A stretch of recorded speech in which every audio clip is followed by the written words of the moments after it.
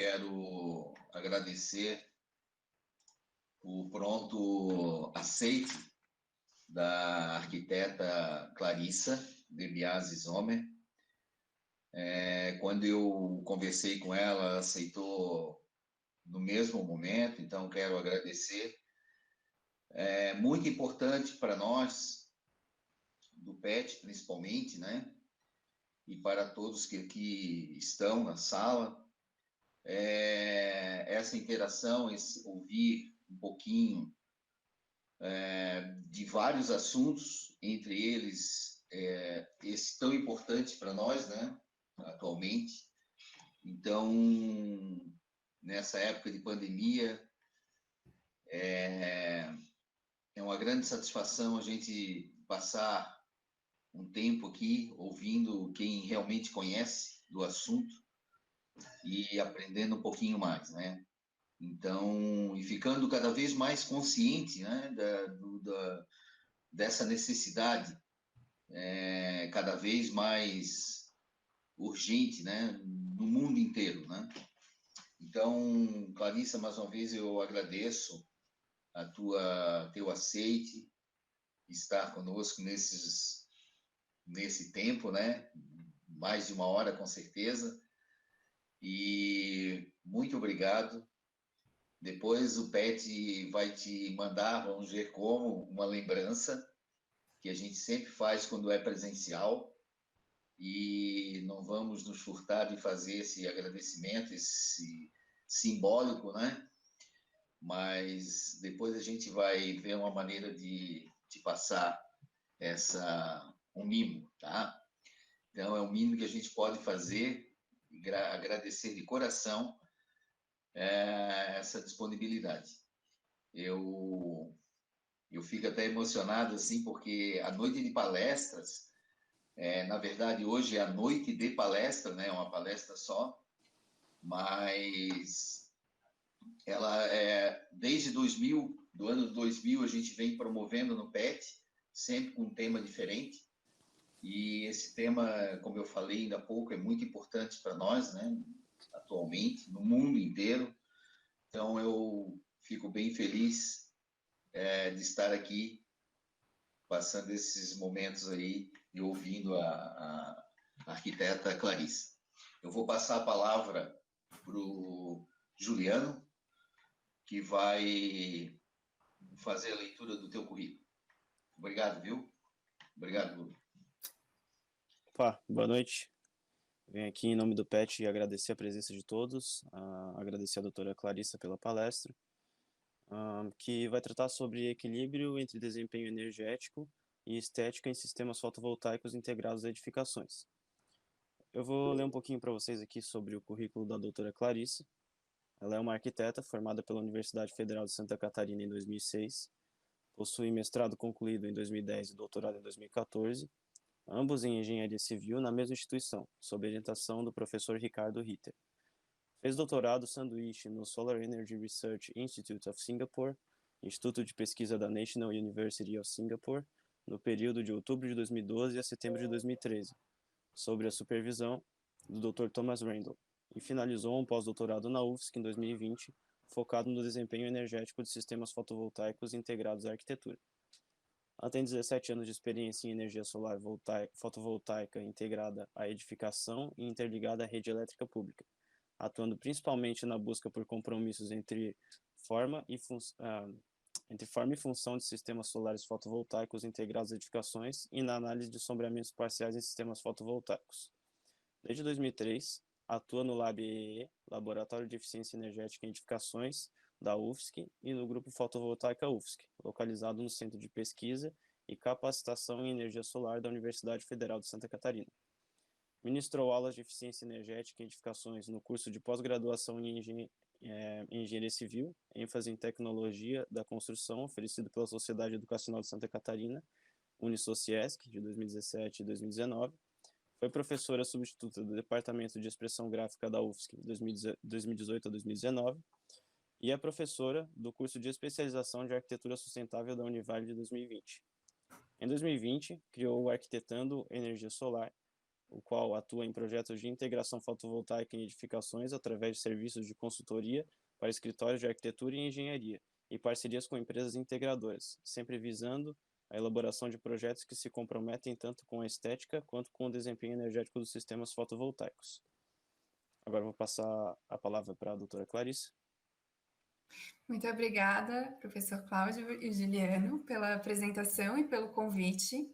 Fiquei bem feliz com o convite. Eu gosto muito de falar desse assunto, principalmente para arquitetos e engenheiros, que eu acho que é bem importante, principalmente nessa fase da formação da graduação, né? Então, já saí da graduação já consciente que isso vai ser a realidade dos próximos projetos. Então, eu tinha preparado um slide de apresentação, mas como já foi bem apresentado, eu vou falar bem rapidinho, né, que tem um resuminho disso que o Juliano leu. Então, nesse tempo, né, de 17, quase 18 anos de experiência, eu basicamente fiquei esse tempo todo, né, no Fotovoltaica UFSC, e comecei quando eu ainda estava na graduação, eu estava na 5ª fase da arquitetura, quando eu comecei a fazer iniciação científica, e daí uma coisa levou a outra, né? Fiz iniciação científica, depois mestrado, doutorado sanduíche, e depois eu fiquei fazendo pós-doutorado durante 5 anos. Aí, esse ano, eu finalizei o pós-doutorado, não quis fazer um novo, né?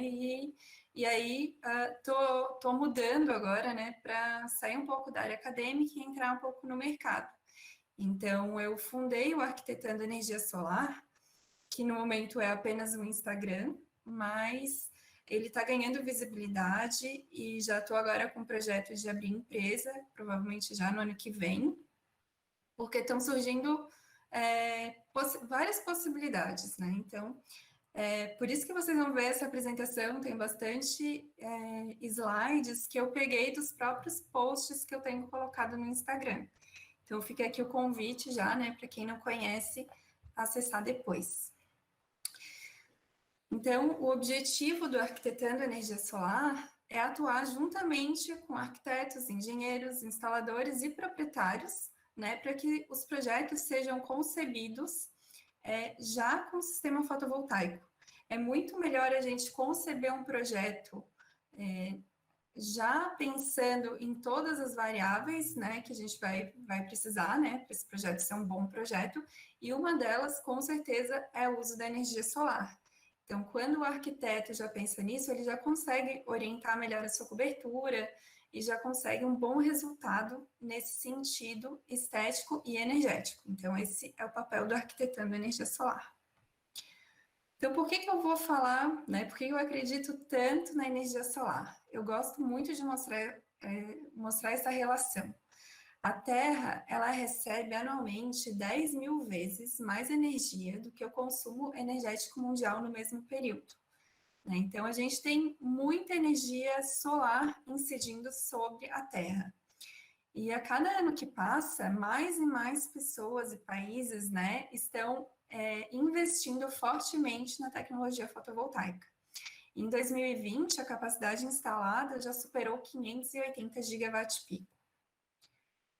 E dentre as fontes que estão se destacando, né, recentemente, é muito evidente o crescimento da solar, né? Então, dentre todas as renováveis, a energia solar é a que mais está crescendo, né? A gente tem aqui esse percentual de 22% maior, né, do que a eólica, do que a hidrelétrica, e a bioenergia e outras.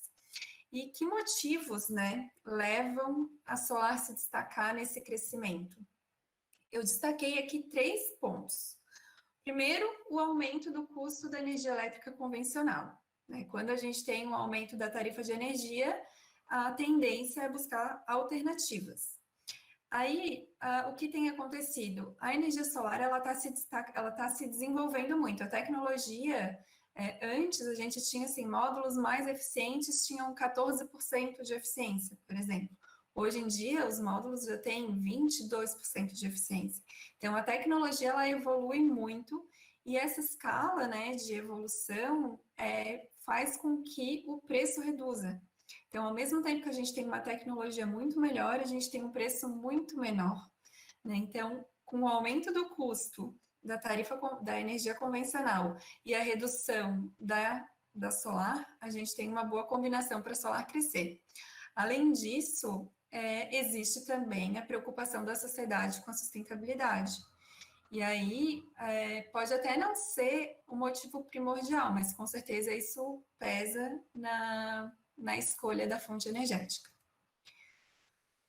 Quando a gente olha para o Brasil, a gente tem, né, o nosso país, ele tem dimensões continentais.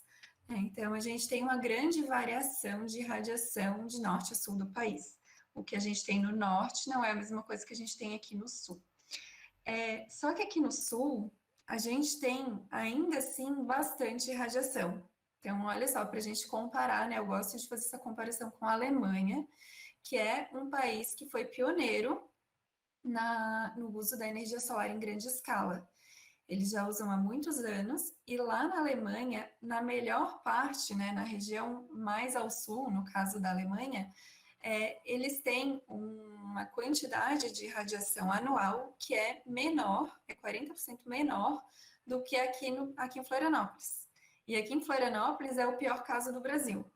Então, com isso, a gente já tem uma ideia, né, de quanto que o Brasil é privilegiado em radiação. Né? E agora, por que a gente vai trazer todo esse potencial de geração para as edificações? Se a gente for olhar lá no relatório, né, no Balanço Energético Nacional, e somar o consumo energético dos setores residencial, comercial e público, a gente vai ver que esses setores são responsáveis por 52% do consumo energético do Brasil. E o que são esses, no que esses setores usam energia, se a gente for olhar o residencial, o comercial e o público? Eles são edificações. Então, esse consumo está atrelado às edificações. Então, é o uso da edificação, é como ela foi projetada, são os equipamentos que estão dentro dessa edificação e as horas de uso, né? Então, a gente pode dizer que as edificações, elas utilizam energia tanto para sua construção, quanto durante toda a sua vida útil. E esse impacto, né, da energia consumida pelas edificações é bem grande. Então, para reduzir esse consumo, o que a gente pode fazer, né? A gente tem que atuar no projeto. Somos projetistas, a gente tem esse poder de melhorar o projeto e tornar as edificações mais eficientes. Então, a primeira coisa de tudo é fazer um bom projeto. Fazer um projeto que seja eficiente energeticamente. Depois, a gente passa para o passo seguinte, que é utilizar uma fonte renovável para gerar a própria energia, né? Então, que fontes a gente pode usar? E aí que entra a energia solar fotovoltaica, porque a energia solar fotovoltaica, ela pode ser incorporada à edificação, ela é diferente das outras fontes renováveis. Então, agora eu vou só voltar um pouquinho no conceito do que é essa energia solar fotovoltaica. Ela é uma energia gerada a partir da conversão direta da luz solar em energia elétrica. Né? O funcionamento é bem simples, a gente precisa de um material semicondutor, que no caso geralmente é o silício, mas existem vários outros. Depois eu vou mostrar um slide para vocês que tem outros materiais que fazem essa conversão. E aí a geração ocorre, a luz solar ela incide nesse material semicondutor, esse material ele tem camadas, e aí com a luz solar, alguns elétrons começam a se movimentar, esse movimento de elétrons gera uma corrente, essa corrente é o que a gente usa, né, para a nossa energia. Então, essa corrente gerada pelos módulos é uma corrente contínua. Então, a gente precisa de um equipamento só para transformar essa corrente contínua em corrente alternada, que é o que a gente vai usar na nossa casa, que é o inversor. Então, aqui a gente tem o funcionamento de duas formas. São duas formas bem básicas e ainda existe uma terceira forma, que é a mistura das duas.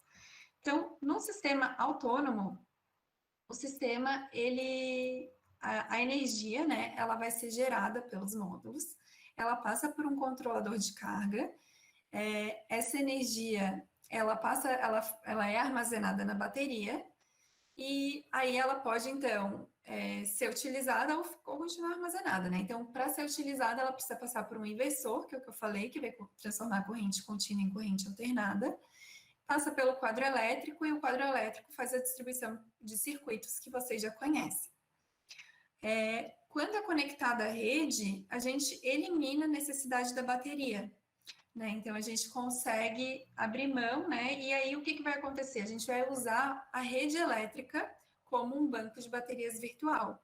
Então, o sistema, ele fica bem mais barato, mais simples também. Porque agora, o sistema fotovoltaico, ele gera energia, não precisa do controlador de carga, e ele já passa direto, né, pelo inversor. O inversor vai transformar essa energia em corrente alternada.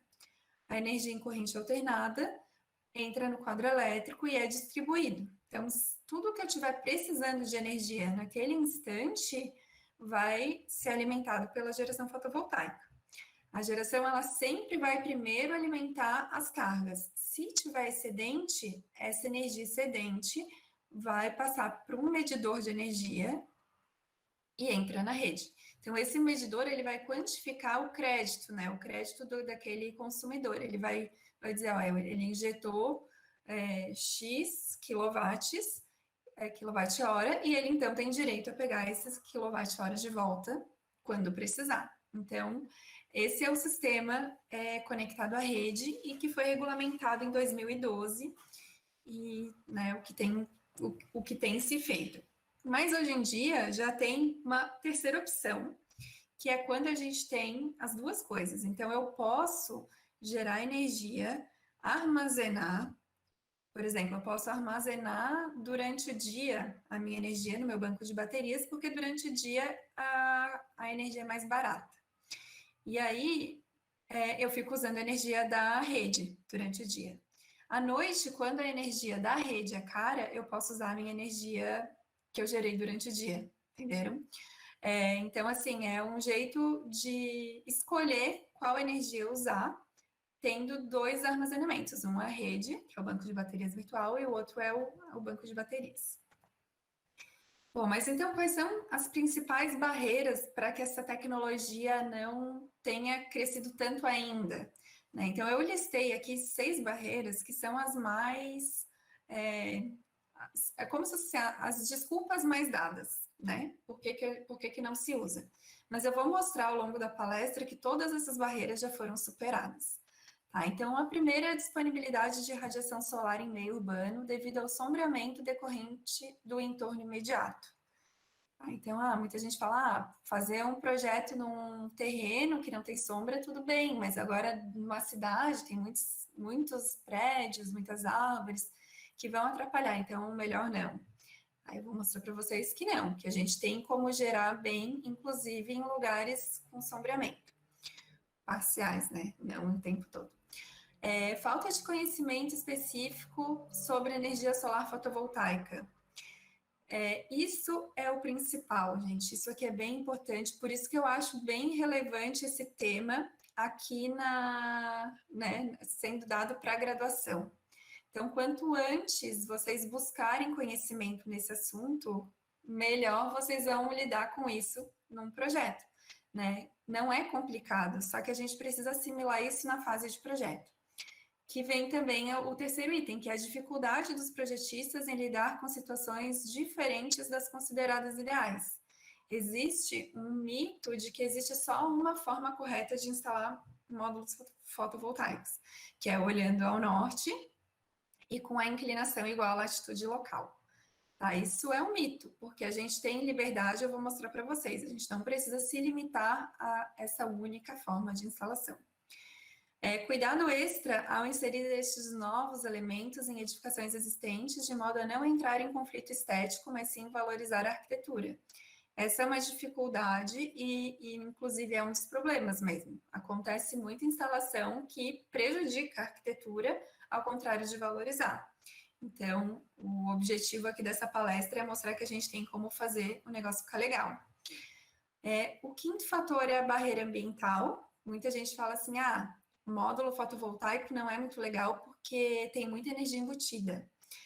E o que eu vou dizer para vocês é que realmente ele tem uma energia embutida alta, porém, essa energia embutida ela é compensada com a própria geração limpa dele ao longo da sua vida útil. Então, assim, um módulo fotovoltaico, ele paga aquela energia que ele gastou, né, para ser construído em 1 ano e meio. E o tempo de vida útil dele é de 25 anos. Então, a gente tem uma bela de uma folga, né? Então, essa barreira também não faz mais sentido. E a última é a barreira dos custos, mas que eu já vou mostrar para vocês também que os custos vêm caindo, né, acentuadamente. Então, ela também não é mais uma desculpa. Então, agora as vantagens da energia solar fotovoltaica. O sol, ele é uma fonte renovável, gratuita e abundante, né? Qual outra fonte é assim, né? Que a gente consegue pegar de qualquer lugar do mundo e que está, né, dia após dia se renovando. O sol, ele tem essa grande vantagem. Depois que a geração energética, ela ocorre de forma silenciosa e não poluente. De novo, é uma vantagem que a gente só encontra nessa fonte, porque até a eólica, que é limpa também, ela, né, é barulhenta, não é tão fácil assim de gerar próximo às casas. Ela seria um incômodo, né, nesse caso. Já a geração fotovoltaica, não. Além disso, os módulos eles podem ser utilizados sobrepostos ou em substituição aos materiais de vedação. Aqui, de novo, não tem outra fonte renovável que faça isso. Né? O módulo ele é um material construtivo, é isso que eu quero que vocês comecem a incorporar também na fase de projeto. Então, isso torna essa fonte ideal para geração distribuída, que é justamente essa geração que é o contrário do que acontece com as centrais geradoras. As centrais geradoras são aquelas onde a gente tem, acontecendo lá nas hidrelétricas, por exemplo, ou nas termoelétricas, uma grande quantidade de energia sendo gerada e essa energia precisa ser distribuída. Para a distribuição, a gente precisa de um cabeamento, precisa de postes e longos fios. E o que acontece é que a energia vai se perdendo ao longo do caminho. Né? Então, isso vem para a nossa quinta vantagem, que é a redução de perdas por transmissão e distribuição. Porque agora a gente está gerando junto ao ponto de consumo. Né? Então, o máximo que eu vou ter de distância de fios é do telhado até dentro de casa. Essa energia também ela pode ser conectada à rede ou armazenada em banco de baterias, né, como eu já tinha comentado antes. E tem uma outra vantagem que é quando a geração é feita em, por exemplo, em edificações comerciais. Em edificações comerciais, a tendência, né, é que o consumo seja diurno, né, está acontecendo no horário útil, digamos assim. Então, a gente tem uma coincidência temporal entre geração e consumo energético, e com isso a gente tem uma redução de demanda, né, instantânea, né, ali, a gente consegue reduzir picos de demanda, a gente consegue, dependendo da edificação, até fazer uma recontratação de demanda. Então, significa bastante economia. E os módulos, eles estão cada vez mais atraentes para ser utilizados na integração arquitetura. A gente tem módulos agora que nem parecem módulos. Eles têm cores diferentes, eles são translúcidos, né? Eles têm um apelo estético bem diferente do que os mais antigos. Então, né, para que essa combinação da tecnologia fotovoltaica com a arquitetura gere projetos comprometidos com sua forma e sua função, sua estética e seu desempenho, é fundamental conhecer os impactos de suas decisões de projeto. Eu falo muito que a gente tem liberdade, mas a gente tem que saber até onde vai a nossa liberdade, o que a gente pode fazer, o que não deve. Então, os fatores que influenciam a geração fotovoltaica principais são esses 6. Tá? Então, é a irradiação solar, a posição dos módulos, o sombreamento, a temperatura, o estado de limpeza e a tecnologia. Eu vou mostrar para vocês que nós, como projetistas, a gente tem como agir e melhorar o desempenho, né, de um sistema fotovoltaico em 5 desses 6 fatores. O único que a gente não tem o que fazer é o primeiro, que é a irradiação solar. A irradiação solar, ela está relacionada com a posição geográfica aonde o sistema vai ser instalado. Então, é aquele exemplo que eu dei da Alemanha e de Florianópolis. Não tem como quem está lá na Alemanha ter uma irradiação igual a que a gente tem aqui no Brasil. Então, nesse caso, o projetista não tem muito o que fazer. Vai consultar o Atlas Solarimétrico, vai ver qual é a irradiação e vai basear o seu projeto ali. Mas o que a gente consegue? A gente consegue melhorar o aproveitamento. E o aproveitamento da irradiação a gente aproveita com a posição dos módulos. Então, dependendo como eu colocar os meus módulos, eu posso prejudicar bastante ou não o meu sistema. Então, eu trouxe aqui 2 exemplos. Um fica na cidade de Macapá. Eu peguei lá pela latitude C0, né? Eu queria uma cidade do Equador. E peguei aqui a nossa cidade, Florianópolis, latitude 27 graus. Então, quanto menor a latitude, quanto mais próximo ao Equador, menos influência eu vou ter de para onde meu módulo está olhando. No Equador mesmo, isso não faz a menor diferença, mas se eu estivesse ali numa latitude de 5 graus, por exemplo, a minha orientação seria pouco impactante. E quanto mais longe do Equador, mais a orientação vai ser importante. Então, para vocês olharem aqui esses 2 gráficos, aqui embaixo eu tenho o desvio azimutal, que é o tanto que meu módulo está se afastando do norte. O 0, que é o bem no meio, é o norte, e à medida que eu vou andando aqui para esse lado, eu estou olhando para o leste ou para o oeste, e se eu faço a volta inteira aos 180 graus, eu estou olhando para o sul. E a mesma coisa aqui no gráfico de Florianópolis. E aqui do lado a gente tem os ângulos de inclinação. Então aqui, lá no Equador, tanto faz para o lado que o meu módulo está olhando, vocês podem ver que eu tenho linhas retas, né?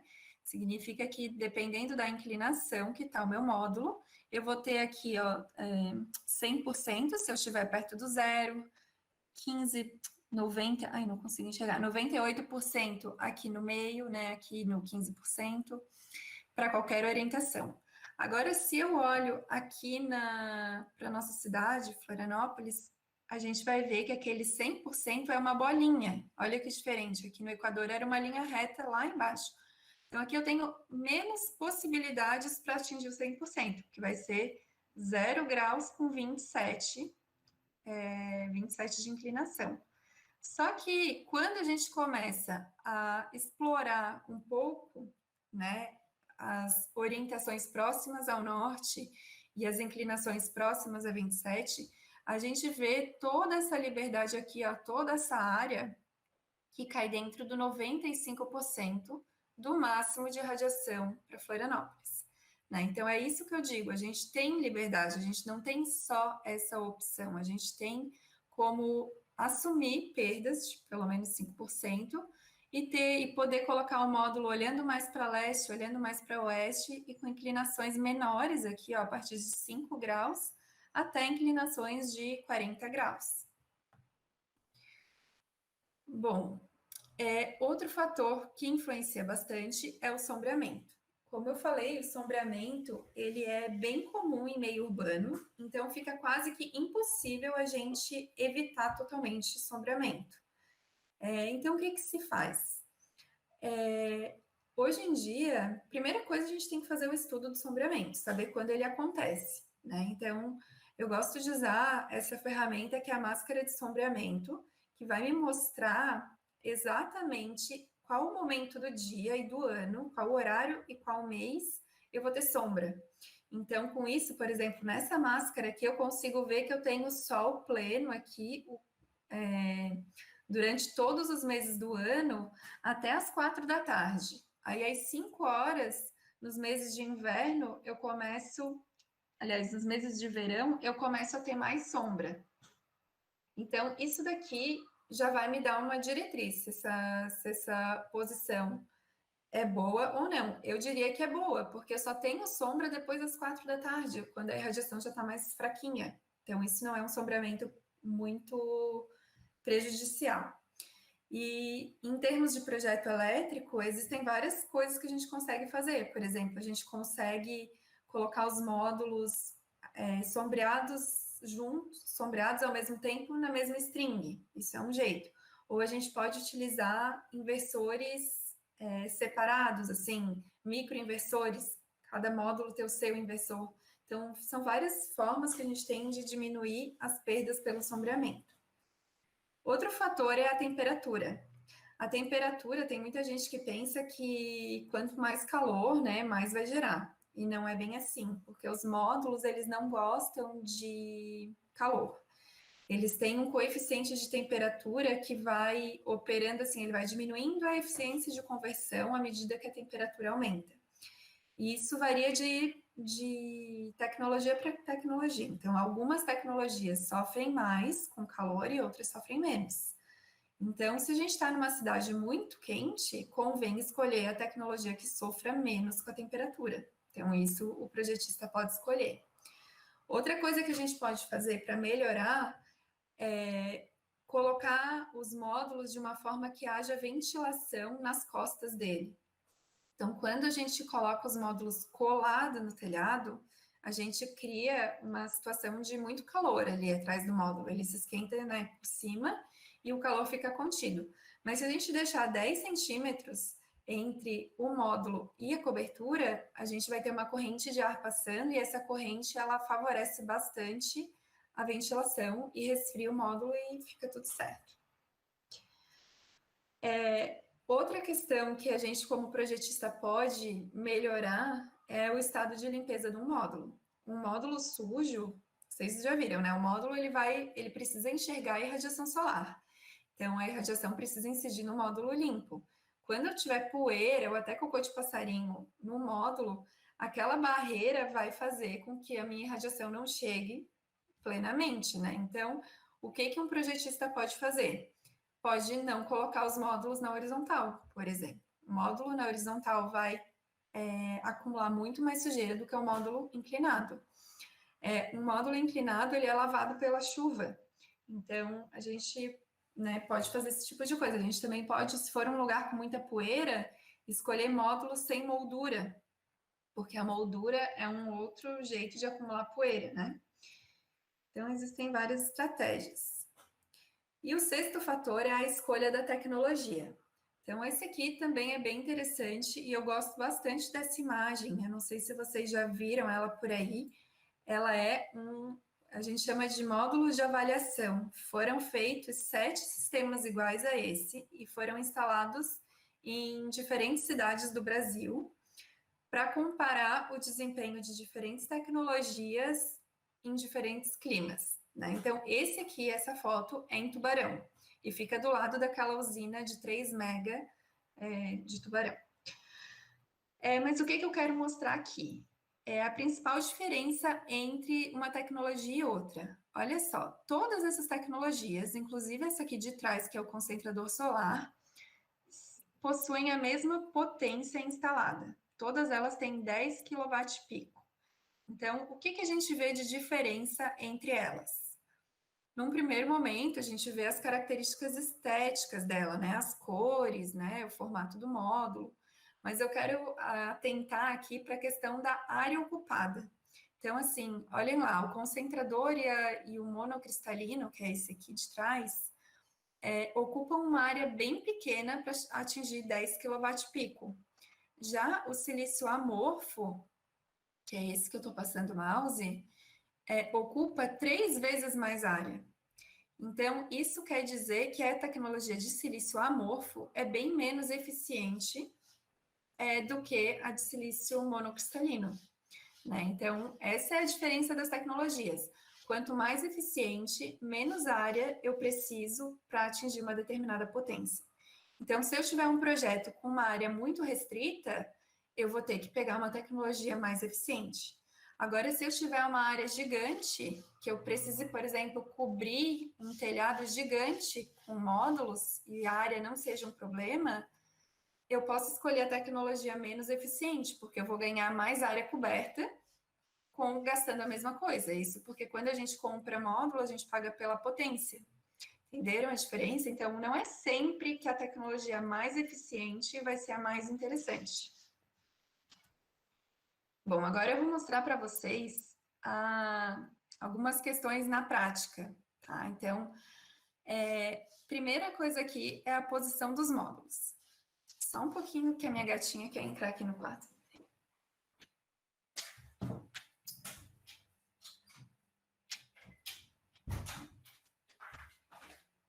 Se eu não abrisse, ela ia ficar ali arranhando até o final. Então tá, a posição dos módulos na prática. Aqui eu fiz uma simulação, 2 vizinhos, né, o vizinho A e o vizinho B instalaram módulos fotovoltaicos na casa deles. O vizinho A, ele escolheu colocar os módulos de maneira otimizada. Ele escolheu assim, eu vou colocar o meu módulo olhando para o norte, com a inclinação igual a 27 graus. Fiz essa simulação aqui para Florianópolis.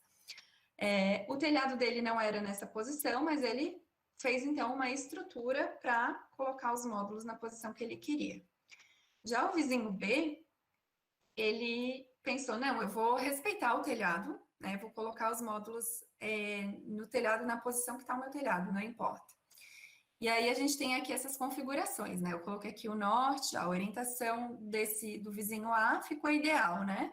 Orientação de 0 graus, né? Desvio, inclinação 27 graus, que é igual à latitude de Florianópolis. Já o vizinho B, ele ficou com uma orientação, né? Um desvio azimutal de 30 graus a oeste e uma inclinação menor, né? Do que a ideal, ficou 20 graus. Então, eu quero mostrar para vocês qual foi o ganho do A em relação ao B, né? O quanto que o B perdeu em relação ao A. Então, aqui tá aquele ábaco que eu tinha mostrado antes. Então, o vizinho A tá aqui, ó, exatamente no centro. Então, ele tá ali aproveitando 100% da sua irradiação máxima para Florianópolis. Já o vizinho B, ele está com 98% do máximo para Florianópolis. Então, eu deixo aqui para vocês, né, essa reflexão. Será que valeu a pena todo aquele esforço, vou até voltar, todo esse esforço aqui do A para atingir esses 2% a mais? E eu vou já responder porque não vale, porque ele gastou muito, muito mais para fazer essa estrutura do que o vizinho B. Essa estrutura não favoreceu a edificação, ficou esquisita, e além disso, ela é perigosa, né? Então, a gente aqui que tem casos de fortes ventos, de vez em quando, por exemplo, esses ventos levariam embora esses módulos, e, né, então isso representa, além de tudo, um risco para os moradores e para os vizinhos. Outro exemplo na prática, agora em relação à tecnologia. Esse exemplo aqui são 3 casas, né? Então, eu coloquei assim, as 3 casas têm sistemas iguais que eu digo assim, mesma potência instalada. O vizinho A, ele tem a tecnologia mais eficiente. O vizinho C é o menos eficiente. Então, vocês podem ver aquela questão que eu tinha falado lá no início, né? De se é mais eficiente, eu preciso de menos área. E se é menos eficiente, eu consigo cobrir mais área. E se o meu objetivo é cobrir mais área, então, nesse caso, a tecnologia menos eficiente vai ser mais interessante para mim. Né? Então, as 3 casas possuem a mesma potência instalada e elas fizeram o mesmo investimento, porque o investimento inicial, ele é feito pela potência. Então, aqui, de novo, né? Qual opção você escolheria? Bastante gente escolhe o B, né? Acha mais equilibradinho e tal, mas eu, particularmente, gosto bastante do C, pelo efeito de superfície inteira, assim. Eu acho legal quando o módulo, ele, de fato, parece a superfície e não uma sobreposição a uma superfície. Bom, agora vamos falar aqui de como aplicar, quais são os termos que a gente usa quando a gente aplica essa tecnologia fotovoltaica em edificações. Existem 2 termos, que é o BAPV, que é o Building Applied PV System, e o BIPV, que é o Building Integrated Photovoltaic System. Então, o que significa? O primeiro, ele é aplicado, então ele é colocado em cima de um telhado. Como ele é colocado em cima de um telhado, ele pode ter orientação e inclinação diferente daquele telhado, ele sempre vai ser um retrofit, né? Já existe a edificação, ele é colocado, e ele não substitui o material de vedação. Já o BIPV, ele é integrado, então ele vai ter a mesma orientação e inclinação da edificação, Ele pode substituir o material de vedação ou ser sobreposto, mas enfim, ele vai ter aquela mesma característica. E ele pode, então, se transformar em coberturas, fachadas, brises e pérgolas. Vou mostrar alguns exemplos aqui de coberturas planas. Então, em lajes, por exemplo, como é que se faz? Eu mostrei para vocês que colocar na horizontal não é legal, né? Vai ter acúmulo de sujeira. Então, em cobertura plana, geralmente é isso que a gente vai ver. São fileiras de módulos instalados assim com afastamento para não ter sombreamento entre as fileiras. E vocês podem ver que não tem nenhuma relação destes módulos com a cobertura, com a edificação, tanto que essa foto nem pega a edificação também, né? Então, esse é um exemplo.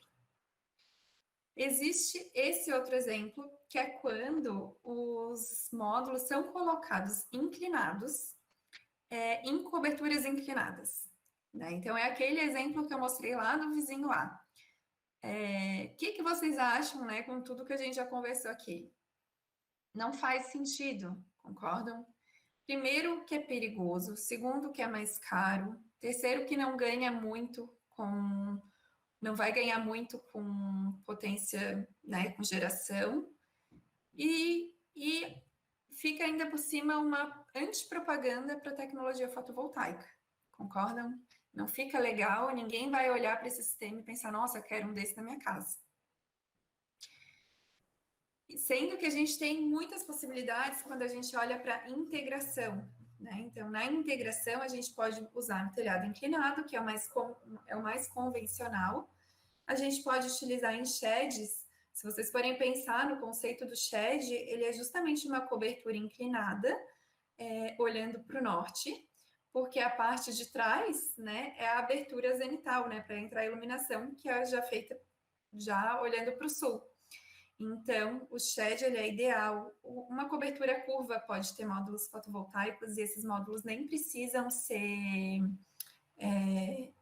flexíveis, a gente consegue fazer com módulos rígidos.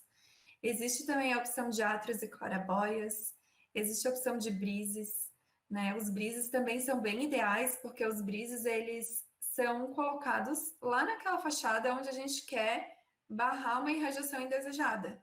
Então, no momento que a gente usa um material que vai gerar energia e ainda proteger aquela irradiação indesejada, ele se torna muito mais interessante, né? Depois a gente tem fachadas, aí pode ser fachada inclinada, pode ser fachada cega, pode ser intercalando módulo com vidro.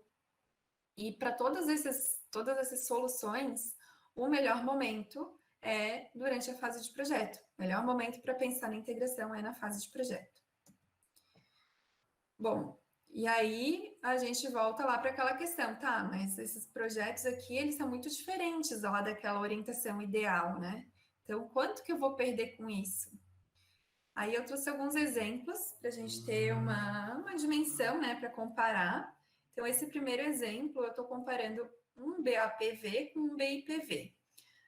O BAPV fica na UFSC, lá em cima do centro de eventos, não sei se vocês já viram, mas o centro de eventos, ele tem 3 sistemas fotovoltaicos. Tem esse aqui, que é o mais antigo, lá na cobertura. Ele é um sistema idealmente orientado, ele está olhando para o norte e tem 27 graus de inclinação. Aí tem esse sisteminha aqui, que é um sol, foi feito em 2006. Esse de cima foi feito em 2004. Esse aqui foi feito em 2006 e ele não é nada idealmente orientado, ele fica na vertical. E aqui embaixo a gente tem um sistema curvo que foi feito para carregar um banco de baterias para aquela moto elétrica, que eu não tenho mais certeza se ela ainda está na UFSC ou não, mas na época tinha a Mobilec. Tá, mas eu vou focar nesse aqui, que é o sistema idealmente orientado, e vou comparar esse sistema com esse.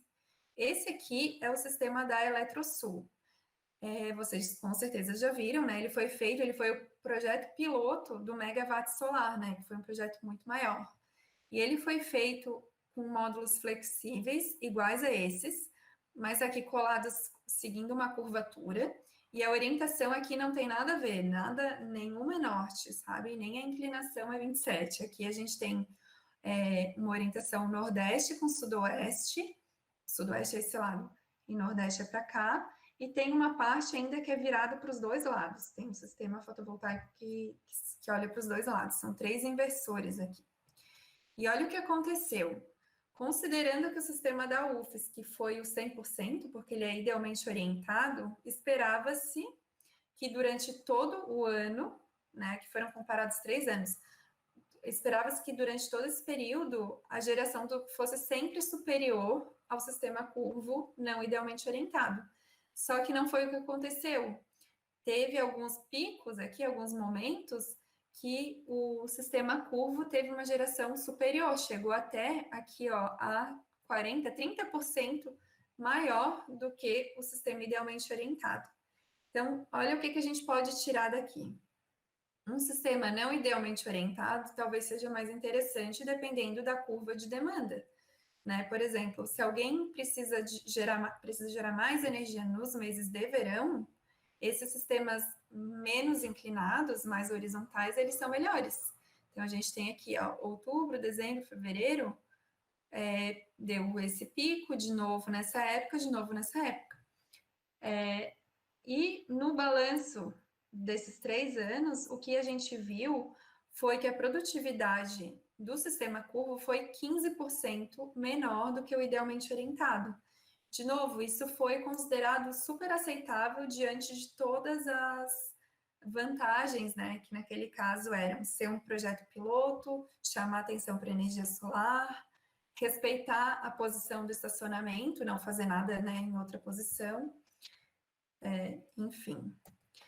Outro estudo parecido com esse, visando também a comparação de um sistema não idealmente orientado com um sistema idealmente orientado, foi feito lá para o Laboratório Fotovoltaica UFSC. Não sei quem daqui já visitou o laboratório, agora com a pandemia, né, as visitas foram suspensas, mas fica sempre o convite, o laboratório é aberto, a gente faz inclusive palestras lá, como essa que eu estou fazendo aqui. E aí a gente tem o objetivo, né? Esse projeto foi meu, eu fiz o projeto, comecei ele em 2009.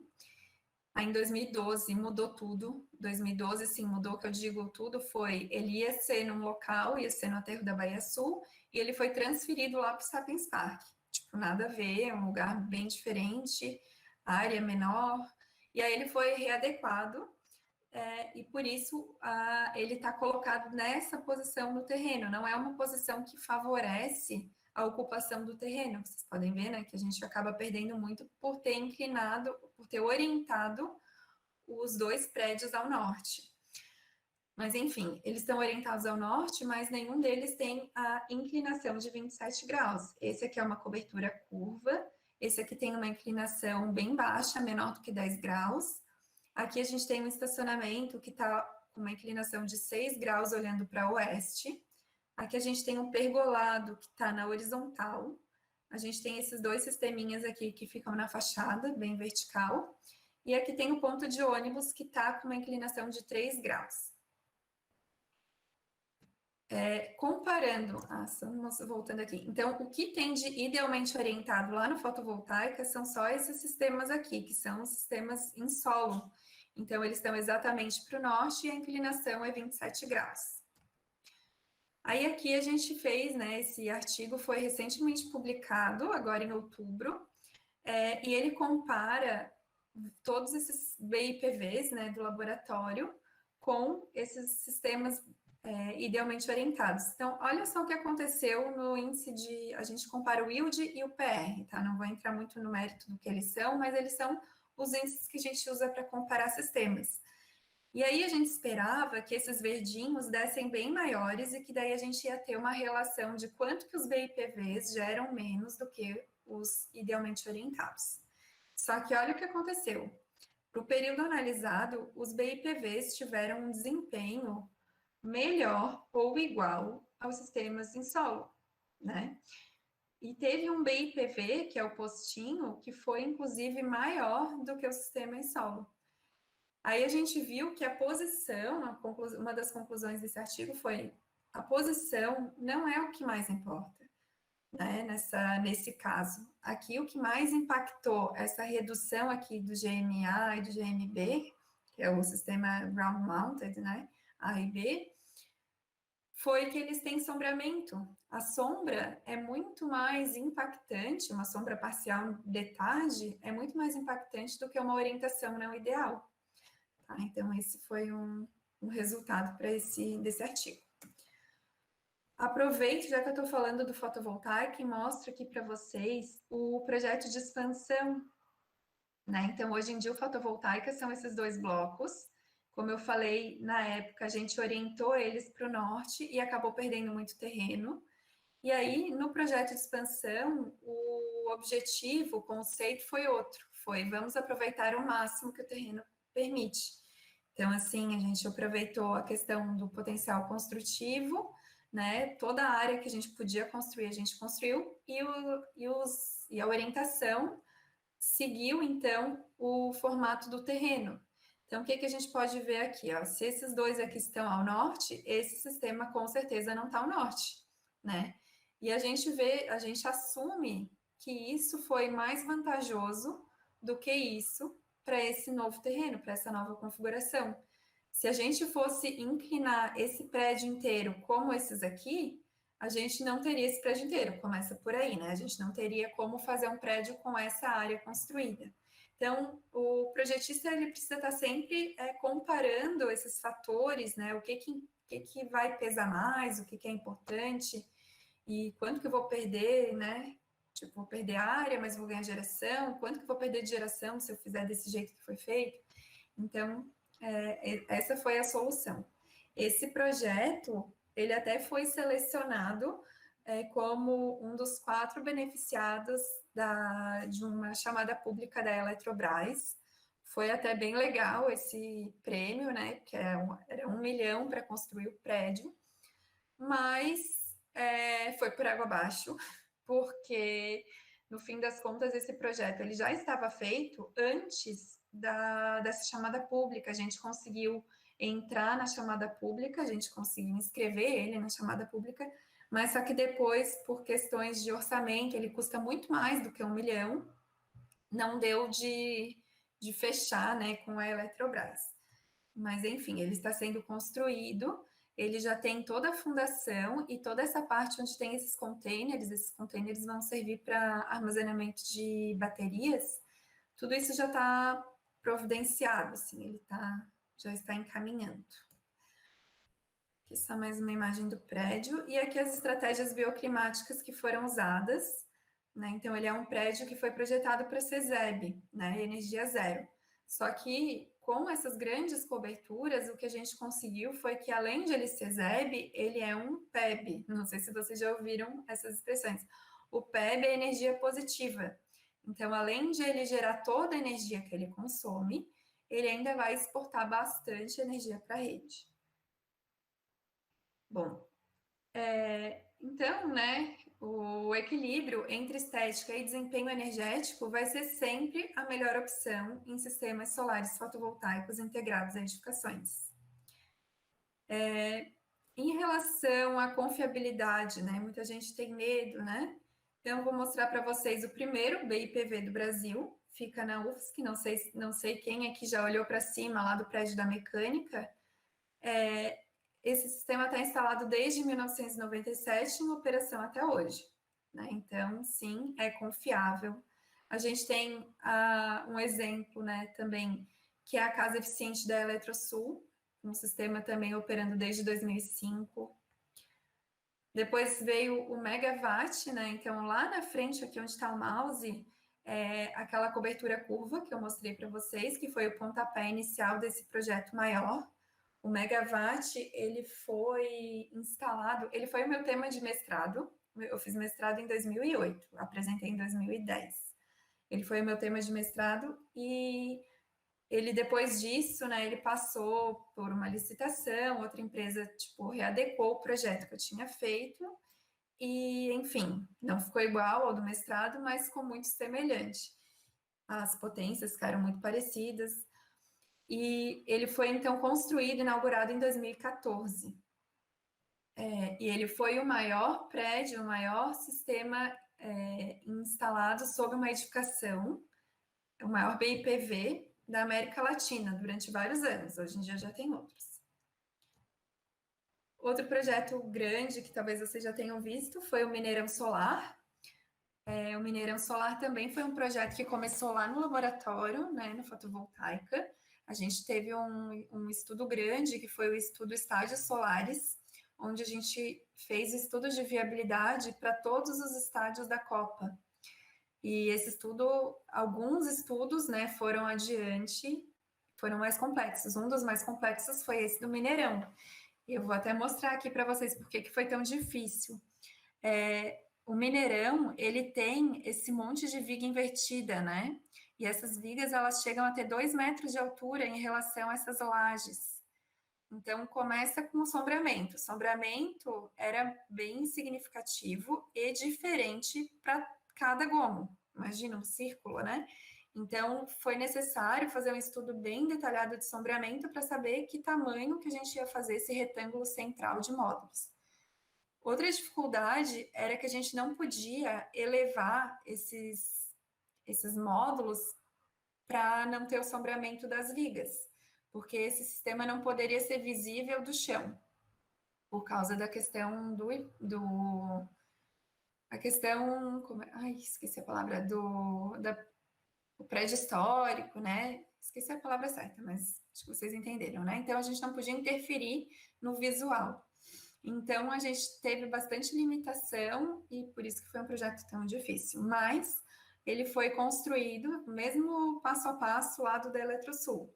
Depois que a gente fez estudo de viabilidade, ele passou por uma licitação, uma empresa ganhou, ela readecou o projeto e ele foi construído. Mas olhando assim o projeto que a gente tinha feito, e esses ficaram exatamente iguais.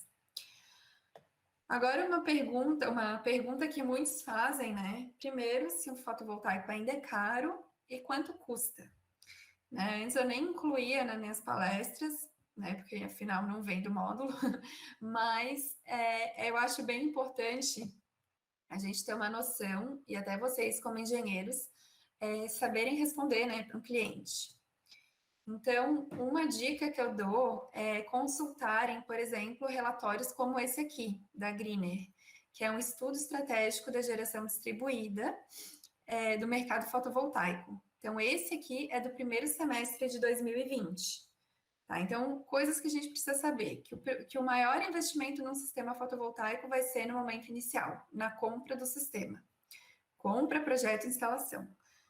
Manutenção praticamente inexistente. Então, claro, pode acontecer um problema, pode, mas não é uma coisa comum.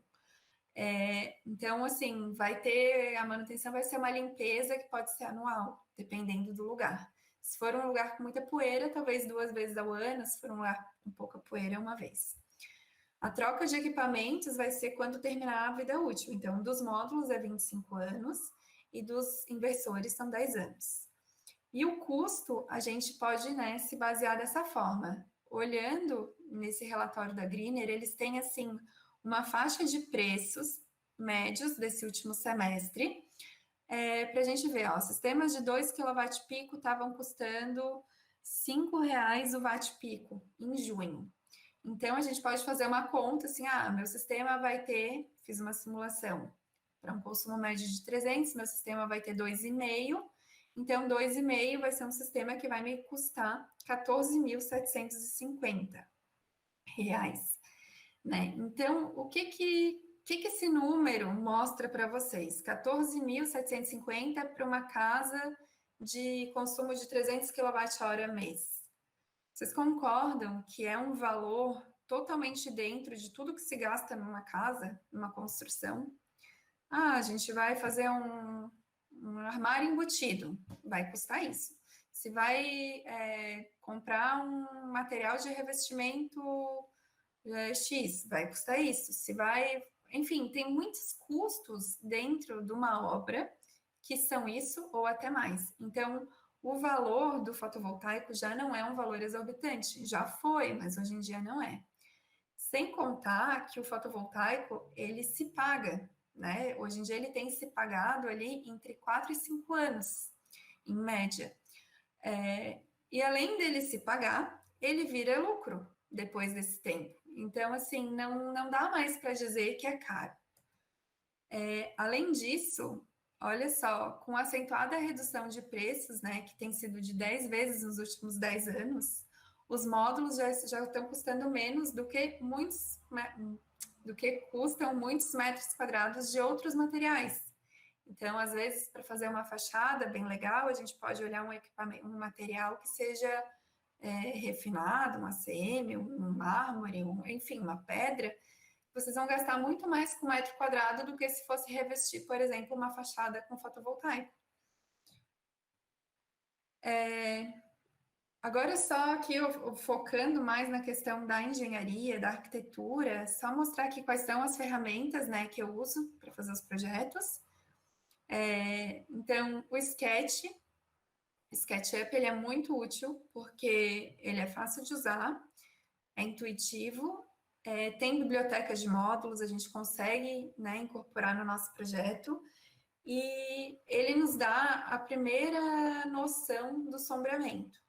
Então, a gente coloca lá no Sketch, coloca a geolocalização, né, ou faz manual, coloca a latitude e a longitude, e aí a gente tem aonde que a gente consegue visualizar quais são os impactos de sombra de maneira visual. A gente não consegue quantificar, mas a gente consegue visualizar.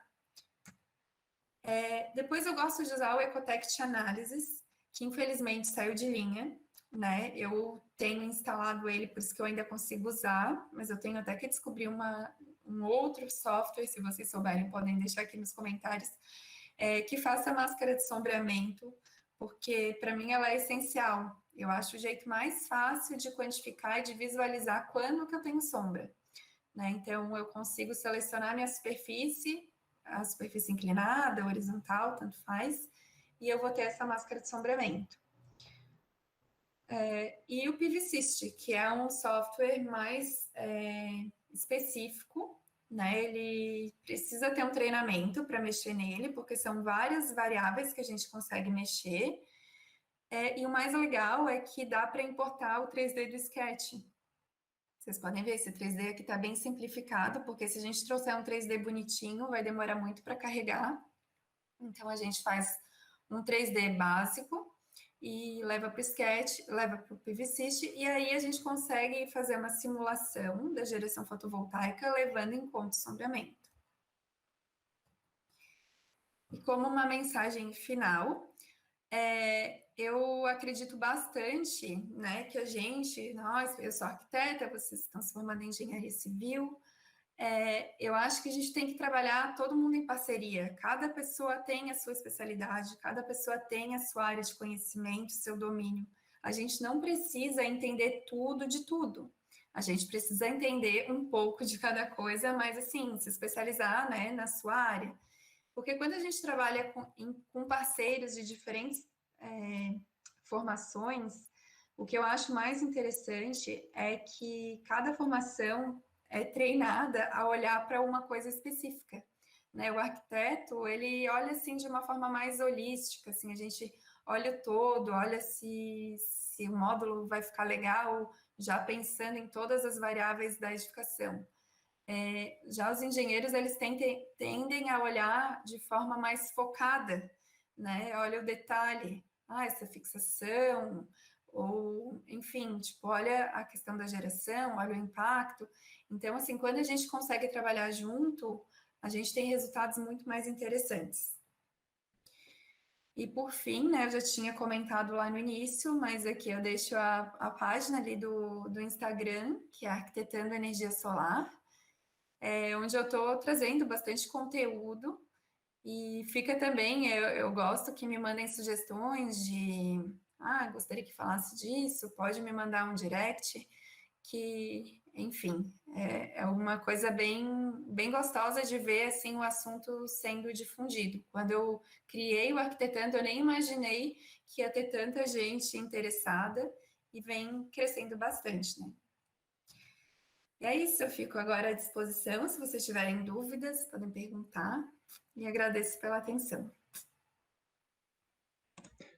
Oi, tudo bom? Eu teria uma pergunta. Pode falar.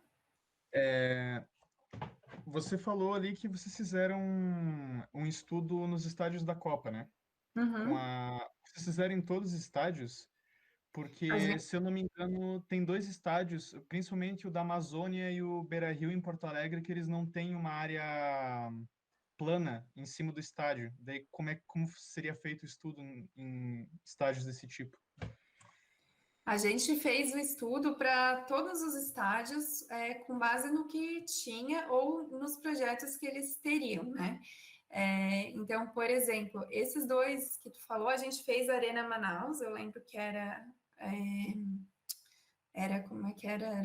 Era um projeto, não era ainda o projeto novo, não era o projeto, não era o prédio existente, que era um projeto novo. E o Beira-Rio, eu não lembro exatamente do projeto dele, tá? Mas, por exemplo, vou dar o exemplo do Maracanã.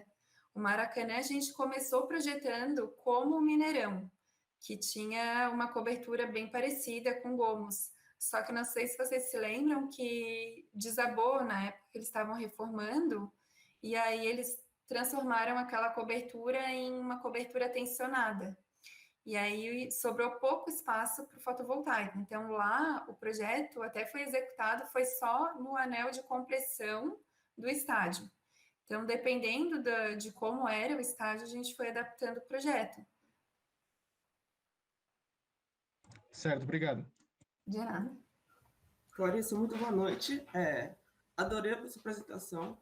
No caso, eu estava aqui pensando como esse projeto pode ser aplicado para residenciais, porque na região onde eu moro é muito comum ter casas de baixo custo, financiadas pelo governo, a juros baixos.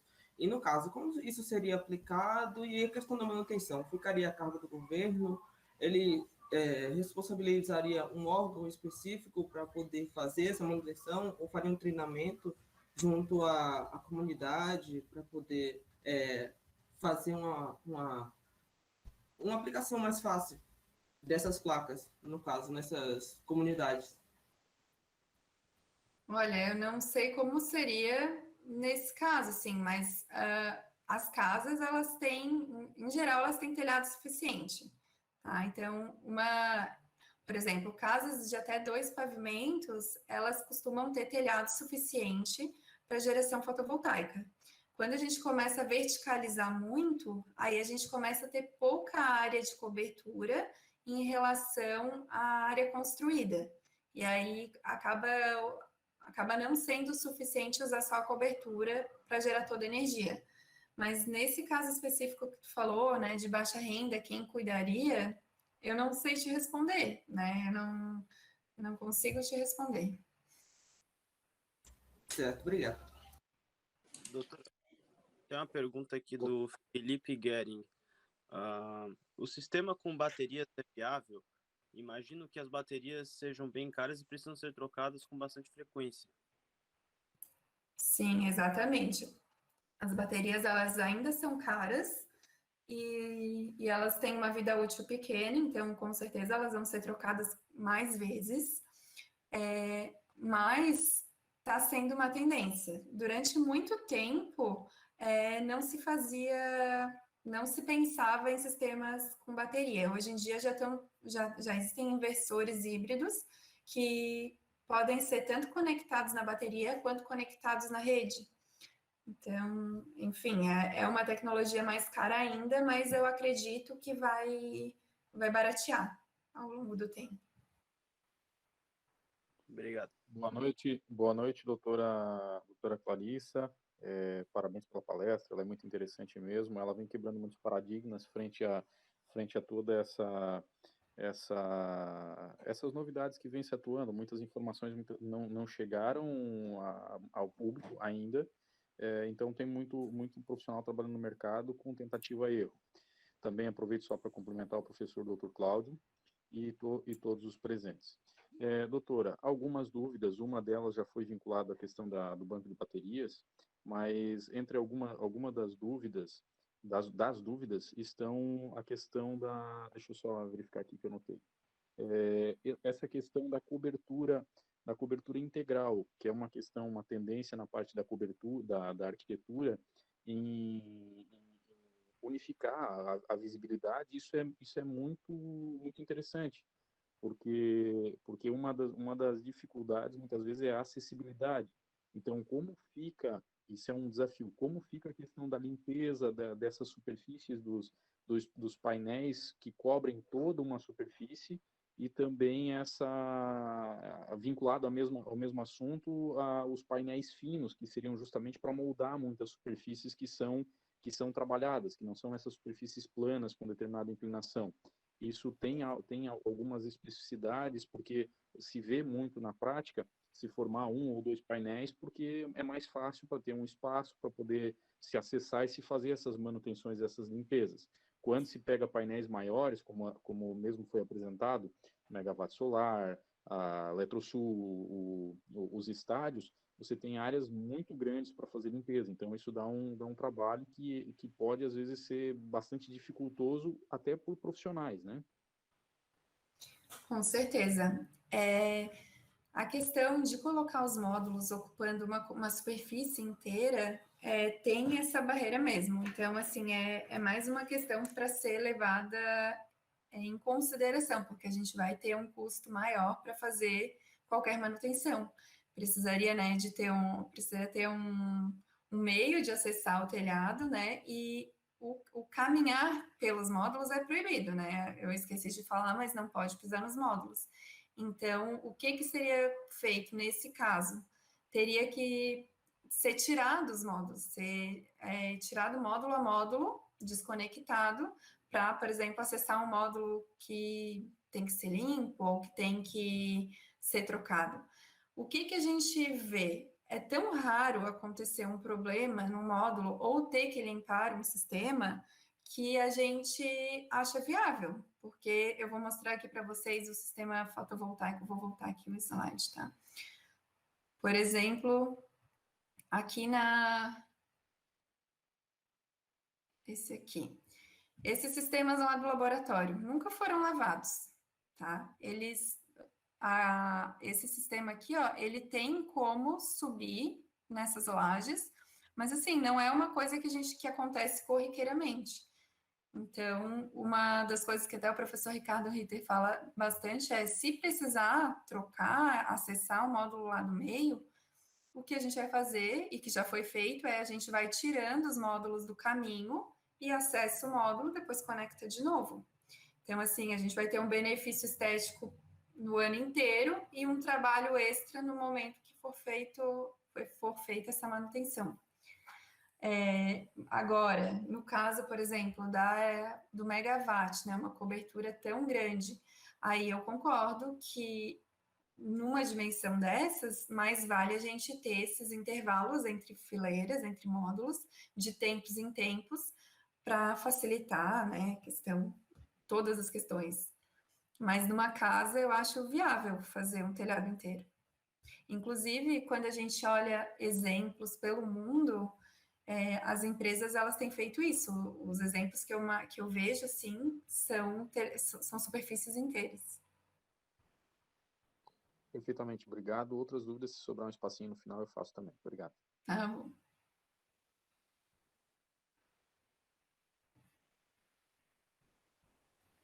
Eu tenho uma, na verdade, que surgiu lendo sobre o assunto há um tempo atrás. Era, sei lá, uma notícia que comentava que talvez os painéis solares não sejam tão verdes assim, segundo a notícia, né? Por conta da dificuldade de você reciclar ele no final da vida útil e tudo mais. Eu queria saber a sua opinião sobre isso, como é que funciona depois do uso, o que a gente faz com eles? Olha, essa é uma pergunta bem relevante mesmo, porque, assim, os módulos, eles, né, têm aquela energia embutida que eu falei para vocês, ele se paga, mas e depois, né? Então, o que é feito?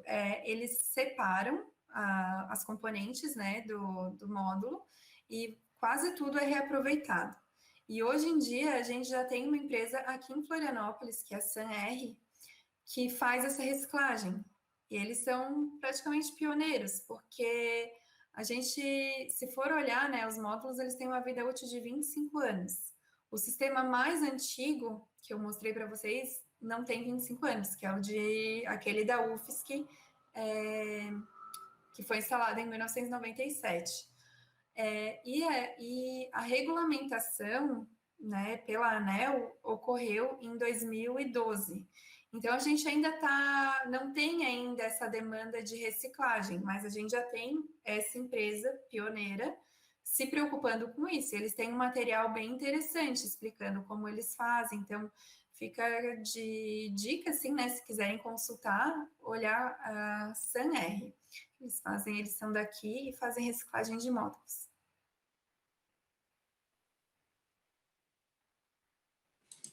Beleza, obrigado. Boa noite, doutora. Gostaria de parabenizar pela apresentação. Eu tenho uma dúvida que é mais sobre assim, o mercado e sobre os empreendimentos. Como a professora disse, os empreendimentos mais verticalizados têm pouca cobertura, né? E precisa não botar só na cobertura os módulos. Então, hoje em dia, para uma empresa para uma construtora que vai investir no empreendimento com módulos solares, ela tem um apoio mais ecológico, tem que pensar em fazer um projeto mais ecológico, ela consegue agregar valor no empreendimento que dê suporte para ela investir nesse tipo de sistema. Eu acredito que ela consegue as duas coisas, né? Porque o cliente vai valorizar se o imóvel tem energia solar, se o imóvel é sustentável, se ele é eficiente energeticamente. Então, esse tipo de ganho é um ganho assim que imagina, uma edificação sustentável vai gastar menos energia durante toda a vida daquela edificação. É possível incorporar esse valor agregado na hora da venda. Eu não sei se eu respondi. Sim, respondo. Muito obrigado. De nada.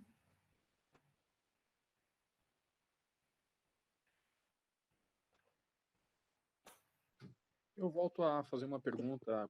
Quando a gente falou quando foi comentado sobre passadas informações dos estádios, foi falado na questão do sombreamento das placas. Então, portanto, essas placas estão ligadas em strings e essas strings é o que fazem a geração de energia.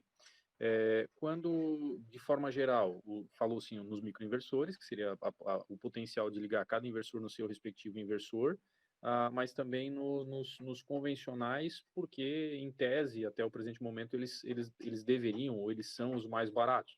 Você ligar uma série de placas no mesmo inversor, que, em teoria, poderia baratear bastante, os microinversores ainda têm valor elevado. Como identificar, ou como poderia se fazer, ou é muito desafiador identificar algo não previsto muitas vezes em projeto, e durante a execução acaba surgindo, módulos falhos, aqueles módulos que acabam derrubando um pouquinho a produção. Por que me refiro a isso? Porque imagina, vamos tentar pensar em números um pouquinho mais redondos, mais fáceis. Imagina que a gente tenha lá uma potência instalada genérica de 10 strings, para ser simplista. E de repente tem lá uma string que não está produzindo como as outras strings. Se isso está acontecendo, como identificar se são todas as placas que até a placa poderia estar com problema, mas se haveria um sombreamento não previsto em uma placa, ou se tem mais placas? Isso é possível identificar? Como funciona isso no que se teve já de experiência até o presente momento? Sim, é possível identificar. A gente faz, né, comissionamento de usinas e análises, e uma das formas mais fáceis de identificar isso é com uma câmera termográfica, porque um módulo que está sombreado, ele acaba se esquentando, ele acaba criando pontos quentes. Então, quando a gente passa uma câmera termográfica, né, com um drone, por exemplo, viajando assim por cima de uma usina, ou até mesmo a gente faz aqui, já foi feito aqui no fotovoltaico algumas vezes, Se tem os módulos, eles vão ter praticamente a mesma cara, né? A mesma cor, assim, nessa imagem gerada. Mas se tiver algum com problema, ele vai se destacar, ele vai estar mais quente. Então, aquele mais quente, ele tem que ser analisado. Então, essa é uma forma visual, né, e simples de identificar uma falha. Outras falhas, né, a gente consegue, por exemplo, os inversores, eles são ligados com data loggers, a gente consegue acessar a geração pelas strings, mas não dá para saber qual é o módulo. Então, com a câmera termográfica, a gente consegue ver direitinho qual é o módulo ou quais módulos podem estar com problema. E uma coisa que existe agora que é uma solução intermediária entre o microinversor e o inversor padrão, são os otimizadores os inversores com otimizadores. Então, eles têm uma característica parecida com os microinversores, porque eles olham módulo a módulo ou grupinhos de 2 módulos, mas eles não precisam ter um equipamento atrás de cada módulo. Então, e existe mais outra solução que é como se fosse um microinversor também mais simplificado, que daí é colocado atrás de cada módulo e também consegue identificar. Então, agora que o mercado fotovoltaico está migrando com tudo, né, para o meio urbano, tem algumas empresas, a Tigo e a SolarEdge, estão investindo forte nisso, em soluções que a gente consiga identificar sombreamento e otimizar a geração de módulos sombreados. Quais são as duas empresas, por favor? Tigo Energy e SolarEdge. Muito obrigado. De nada.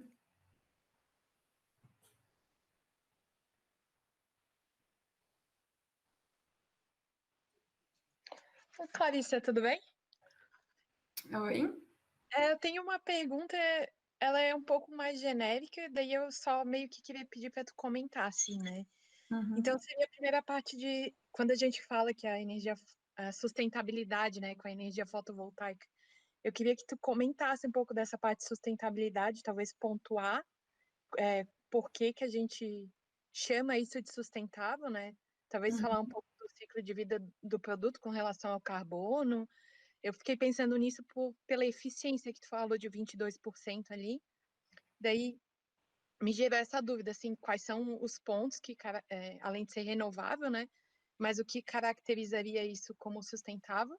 E a outra pergunta seria se tem algum lado negro que não se fala da energia solar, né? Porque a princípio é vendida, é tudo muito bonito, e daí quando tu implanta na tua residência ou em algum projeto que tu aplica, aí tu começa a ver uns lados que tu não tinha previsto antes quando tu estava procurando a solução, né? Se tu tem alguma coisa a comentar nesse sentido. Tá.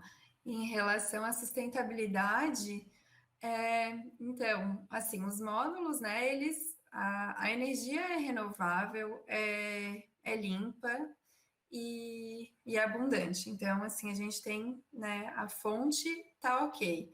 O módulo, ele tem energia embutida alta, mas ele se paga.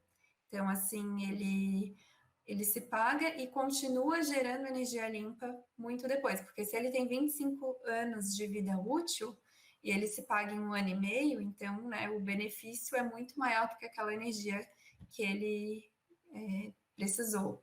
A questão da reciclagem, a gente também já viu que é uma realidade, tipo, muitos países, né, que já têm módulos instalados há muito mais anos, já estão fazendo a reciclagem e no Brasil só não está tão forte porque a gente ainda está muito recente. A gente tem aí 8 anos apenas, né, de módulos de sistemas fotovoltaicos regulamentados. Os sistemas mais antigos que a gente tem, eles não eram conectados à rede. A gente até conectava na rede, mas não tinha nenhum benefício com isso. Toda a energia que a gente gerava e entrava na rede e a gente não conseguia pegar como crédito. Depois de 2012, a gente começou a ter o crédito. Tá? Então, sobre esse primeiro item, eu acho que da sustentabilidade era isso, né? E a questão do lado negro que tu perguntou, olha, eu desconheço, eu sou suspeita, né? Mas eu desconheço o lado negro, eu acho bem legal a tecnologia fotovoltaica. Talvez com relação a algum problema que aconteça na prática, né? Uma coisa que eu estava pensando quando tu falou da orientação ali da edificação para pegar norte e sul, né? Para fazer essa orientação mais ideal. Aí eu fiquei pensando, quando a gente dá uma olhada em patologia das edificações, aqui no sul, a fachada norte, quando não pega insolação, a fachada sul, quando não pega, como não pega sol, aparece bastante patologia, assim, de umidade, né, mofo e tal. Daí, aí tu acaba pensando num ponto e escapa o outro ali, né, do teu controle. Alguma coisa nesse sentido, né? Mas para o sul a gente não orienta módulo, sabe? Tipo, eu falei que a gente tem liberdade, mas o sul não é uma boa opção para Florianópolis, tá?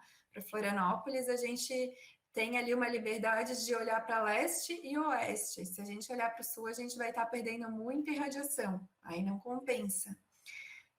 E uma coisa que me veio à mente agora, né, do lado negro, o que eu acho o lado negro agora, e que como eu estou entrando no mercado, eu tenho percebido, é que tem muita gente vendendo e sem conhecimento, sem técnica, sem experiência, com cursos de final de semana ou sem curso nenhum. Então, assim, o que está acontecendo? Muita propaganda enganosa. E isso gera, né, projetos mal feitos, gente falando que vai gerar mais energia do que de fato vai, clientes insatisfeitos porque achou, comprou uma coisa e era outra. Então, assim, esse é o lado negro, porque a coisa é legal, mas, né, do jeito que está sendo, pode queimar o filme. Obrigada. De nada.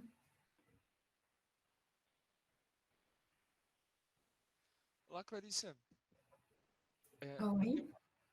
Eu tenho uma pergunta.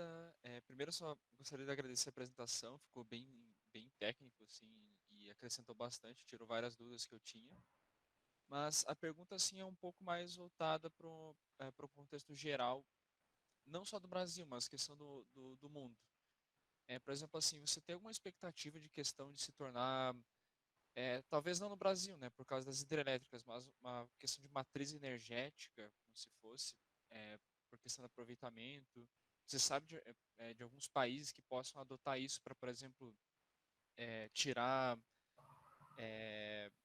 geração de energia a partir do carvão, por exemplo, coisas nesse estilo, sabe? Você vê isso como uma adoção que pode revolucionar a questão da matriz energética de um país?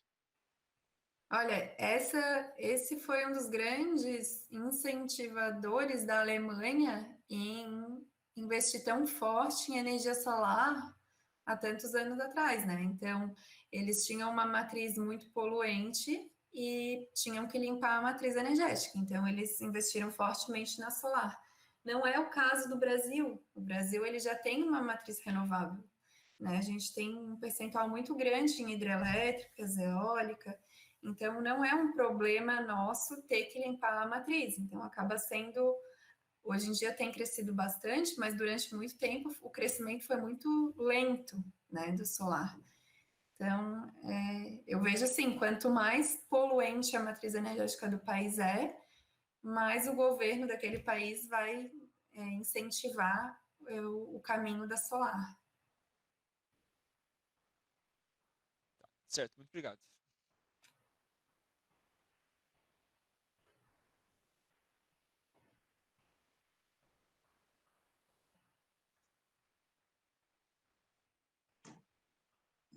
Mais alguma pergunta?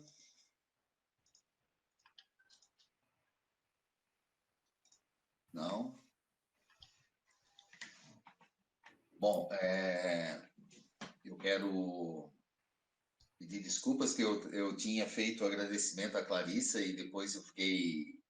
Para ficar emocionado não precisa muita coisa, tá, Clarissa? Mas eu ia agradecer também o pessoal aqui que estava acompanhando a tua palestra, né, assistindo. Então, quero pedir desculpas e agradecer agora. Também a engenheira e ex-petiana Stephanie, né, que terminou o doutorado agora e está há 2 meses aqui no Brasil, de retorno, fez a pergunta ali com relação à patologia, inclusive.